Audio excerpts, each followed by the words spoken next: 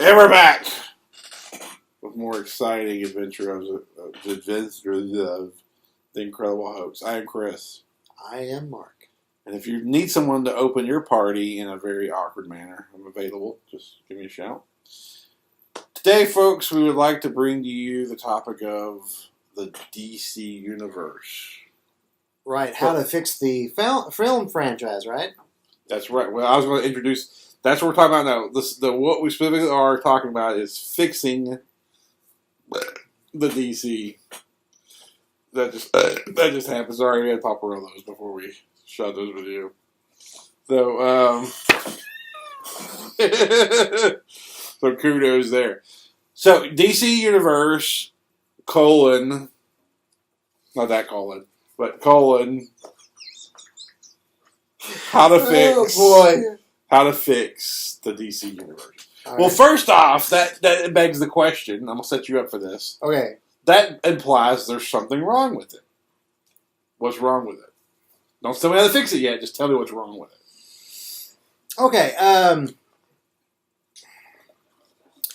Studios are upset that they're underperforming. They're not making as much money as the Marvel franchise, for example. Okay. So they're like underperforming. So it's like, okay, you've got a product that you've got the most recognizable characters in all of comic bookdom, and they're underperforming, okay? And fans aren't gravitating to them, and they're not liking the stories, and they complain that they're too dark, and they're not very much fun. Okay. You seem to be. Those are the things you keep hearing over and over and over, and people just feel like they just constantly have mediocre plots, and I think that there's even been some complaints of the action being sometimes too complicated to follow. Okay. Weak villains, you hear that a lot too. Those are the general complaints. So do we move into fixing it now? I have a definite opinion on how to fix it. Do we want to give an example of some of the weak films in particular, or just go right into the fixing? No, I think people know. I think it's not. It's a common topic that the DC films are. If you're watching a movie show, then you're familiar with the aspect that there are weaknesses in the DC verse. So they've underperformed at the box office, and people just don't like him that much. Well, you know how many people, like, when they were talking about Justice League, and they said, well, who's the villain? And they'd say, well, Steppenwolf. You know how many people were like, who's Steppenwolf? Steppenwolf? What? There's so many people said that. And then the character it's bad CGI. It looked like something in a video game. Yeah. Like, it's like you can get away with that kind of rendering, but it looked fake. You know, this alien, you just didn't buy it, so right. They would have been better just with a tall actor and makeup, I think, versus what they did. It looked fake. Well, DC, okay, to answer the question for myself, for DC specifically, fire Zack Snyder and get rid of him. And be gone, like he's done. Buy out his contract, escort him out of the building. I think he's a good director, but he's done here. To put it in football terms, Tom Landry, you're a good coach, but you got to get the fuck out of here. Yeah. Insert any other name that was like that. Right. Bill Parcells, you won us 2 Super Bowls with the Giants. You got to fucking go. Mm-hmm. I'm not saying he's a bad director, but he's fucking done here. Right. So that's the first thing to improve it. They look dreary. They feel dreary. Just look at how Wonder Woman was directed by another director and how successful it was. Mm-hmm. Now, I think it was a little overrated. It felt like a standard comic book movie to me, but nevertheless, and there were some problems with it. I mean, there's a scene that takes place in the control tower that lasts for a half hour, and I'm like, Jesus God, how much talking are they going to do in this? And it's in the third act too. It's in the third act. They won't leave this goddamn, air traffic control tower. And I'm like, why is this why? And so it's not a perfect movie, but it did feel like it had life, it had energy. Right. So that's my number one thing. I mean, I think it's a hard number one. I think the number two below it is a distant number two. Zack Snyder has got to be shown the door. He needs to go make 300 again. He needs to go something. Just get the fuck away from comic book movies for a while. Mm. What's your first fix? Well, I noticed that in January they let go one of their presidents and hired this new guy. It was Walter Hamada is his name. Okay. So they've had some new hires for the top, and I think the guys they had in place, I think it's clear. Not everybody is like Kevin Feige. I want to get his name right. Kevin Feige from Marvel. He's the president there. He knows how to make movies, but he also knows how to stay true and knows about the comic books and the characters. Mm-hmm. It's that balance he's able to get. He rarely has a movie that is like so terrible. I mean, they've had a few stinkers, Mm-hmm. but for the most part, the movies have been fun Right. and watchable. And they need someone like that.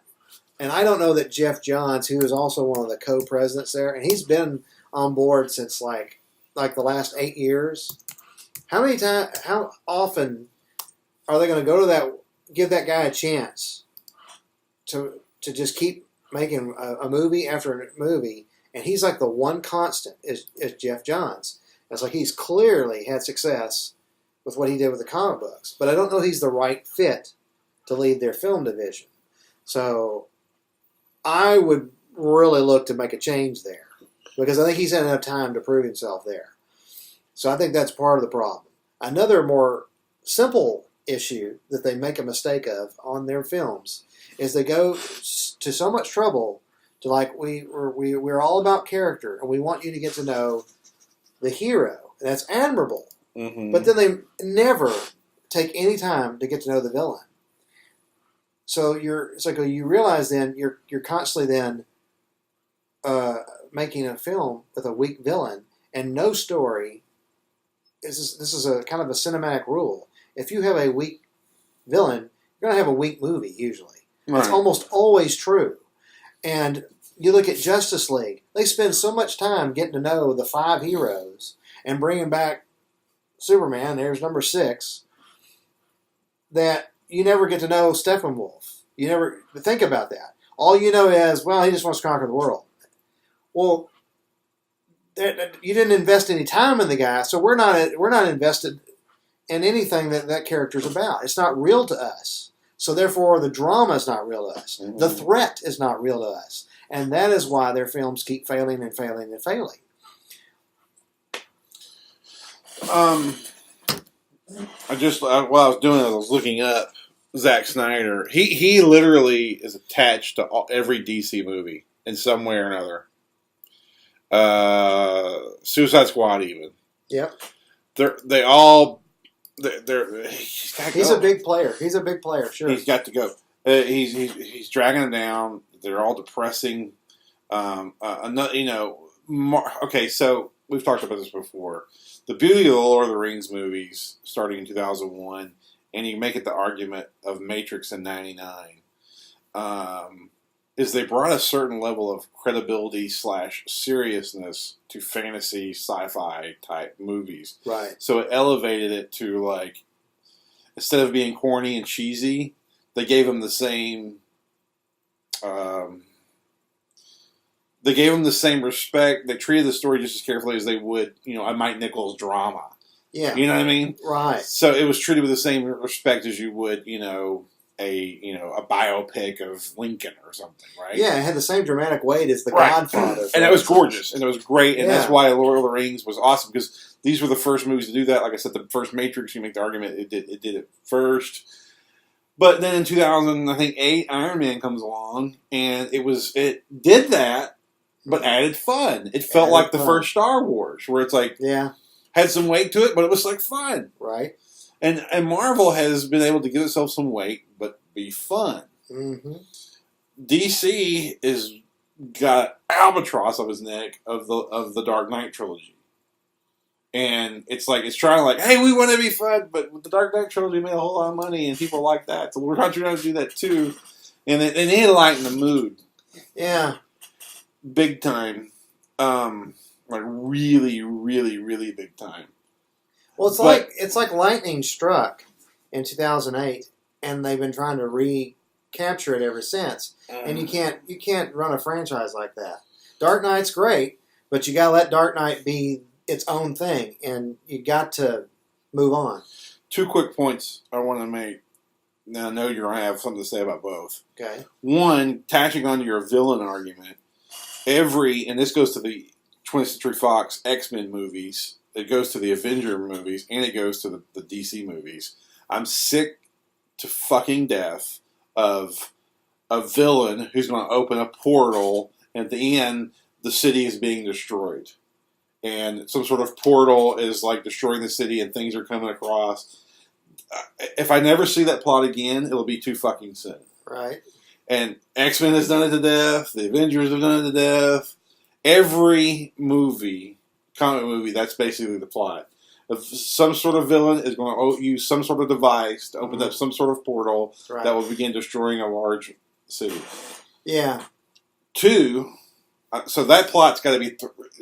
Zack Snyder and that plot both need to be shown the door. 2, I'm tired of movies about something becoming something. It's about time we get back to we just see the team or the hero in action. Right. The Star Trek reboot, one of the big things it suffers from, they're constantly becoming a crew. Yeah. Fuck already. Could you just be a crew?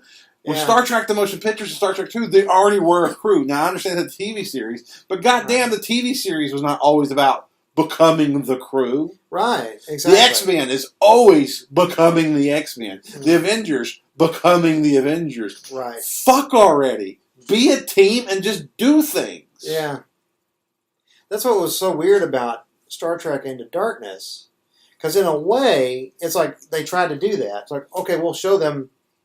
They're not becoming, we'll show them as is. But then it's like they clearly tried to do a remake of Star Trek 2. Yeah. So you have Spock but put spins on it. And, Spock and Kirk. And it's like, you didn't earn that. The whole death scene. It's like, no. You're only second movie into this reboot. You didn't earn that. You guys barely got along in the first movie. Mm-hmm. Where is this he cares this much? Yeah. You'd be like, oh, come on. You're like, you didn't earn that, damn it. Leonard Nimoy and William Shatner were associated with those characters for like 20 years on that movie. They earned that, damn it. Yeah. You didn't. Y'all have had this role for like 2 years. I was so offended by that. So, I agree with your point about becoming, but there's the upside to these people. They're like, well, we went the other way. It's like, well, you still got to earn that, Just keep it light. But no, they went to all super serious. Yeah. So you don't want to go the other way either. Well, a lot of movies are always about becoming a crew. Even the damn tank movie Fury with Brad Pitt has the new guy comes along. It's about him assimilating with the crew. And I understand you bring in a new guy, you see the world through his eyes, and that person is the audience seeing this world through their eyes. I get it. Yep. But shit, there's other ways to do it. It's a convenient way for the screenwriter to be able to kind of... It's lazy. Yeah, it's lazy, because it's been done to death. So the beauty of Star Wars was, the first 1977 Star Wars is, these were characters like Wizard of Oz being put together, but they acted together quickly. Wizard of Oz, she meets... Mm-hmm. That crew is built, but they work together quickly, and they fall into some sort of a sync fairly quickly. The whole movie isn't about them uniting. These goddamn movies are all about the uniting all the time. It's interesting because, Wizard of Oz, they have different things they need or they're seeking, but they still find find a common purpose. Yeah. And that's the thing. It's like, you need to skip all that and get to the common purpose part, and move along, because you just get sick of just, like you say, every film's like, well, he's the rookie, and he's going to have those growing pains. And you're just like, can we just freaking already, if you're DC, it's like, why aren't we already battling Darkseid? Mm-hmm. He's the most badass of the DC villains. Why are we not already fighting Darkseid? Well, one of the beauties of the Black Panther movie that's just blown up at the box office is, he does become. You saw it, right? Which one? Black Panther. Not yet. Oh crap! No, go ahead. I don't know if I can say. I don't know if I can say without. Oh, spoiling something? Yeah, I thought you'd seen it already. No, I hadn't had a chance. Well, anyway, for the audience, to finish the thought, Black Panther has a variation that doesn't just stick to the portal's going to open up, and also isn't all about him becoming Black Panther. Right. He kind of already is, and he has a challenge against him. Mm-hmm. So that movie sort of proves the point of what I'm talking about. You can make a successful, quality, good movie and get away from these damn traps that they keep setting for themselves. Right. So that's all. Well, the Captain America trilogy I just recently watched, and the brilliant thing about it is it creates challenges to the hero that challenge his morality, his worldview, and that's interesting. That's dramatic, but it doesn't take it so far that you're like, oh gosh, what was this is dark. The Captain America trilogy. Yeah. Because there's things in there he gets challenged, and then you think you can count on S.H.I.E.L.D. to be upstanding, but they're infiltrated by Hydra. Like, oh crap, now what? Who do you trust? And then it's up to Captain America to okay, if I can't trust this guy, can I have enough confidence in myself to lead? That's interesting. That's dramatic. And even having the guy who was in charge go, well, it looks like you're in charge now, Cap. That's interesting. But that was a character arc. They didn't just do that in the first 5 minutes. And it wasn't dark. You were entertained for 2 hours to get to that point. Right. Well.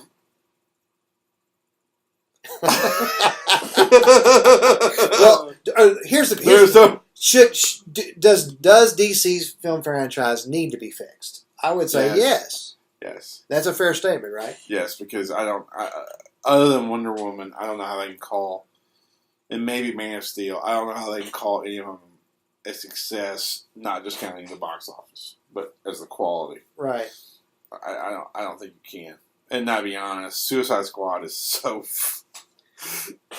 jacked up. So, speaking of things that are all jacked up and probably need to be fixed.